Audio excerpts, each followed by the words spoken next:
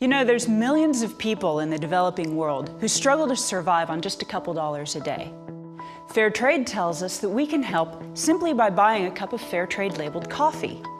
But I have to ask myself, how effective is that really?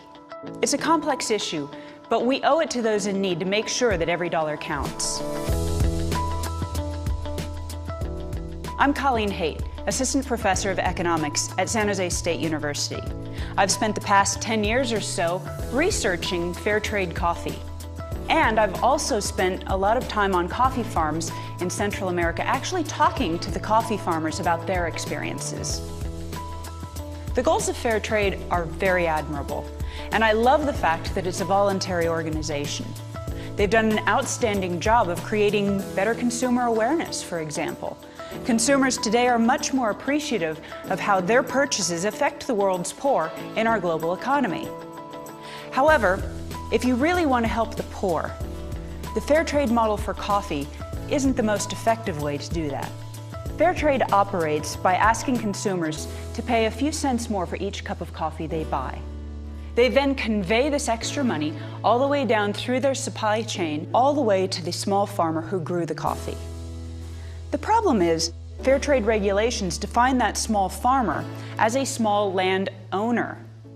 But the poor in the coffee farming community don't have enough money to own their own land. If you really want to help the poor, you have to address yourself to the migrant farm workers. Migrant farm workers have to constantly move from farm to farm, picking up whatever work they can. The fair trade regulations only say that we have to pay these laborers the country's minimum wage. The problem is that's already the law.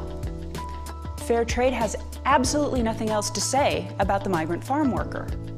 So how can you make choices that better benefit the poor? It might seem odd, but one way you can do this is by buying high-quality coffee.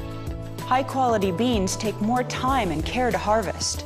This results in higher pay for the seasonal laborers who pick the coffee, as growers insist on quality beans that will fetch higher prices in the market. As the demand for premium coffee grows, more of these higher-paying jobs become available. It may be counterintuitive, but migrant workers who pick beans for premium coffees tend to receive higher pay than those workers who pick beans for most fair trade brands.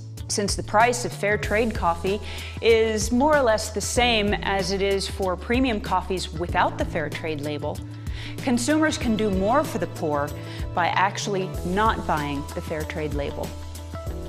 At the end of the day, you have to remember that fair trade is a brand, just like any other brand. As a conscientious consumer, we can't just accept the claims that are made. We have to do our own investigation. Our dollars are limited. We have to make sure that all of our choices have the impact that we want them to.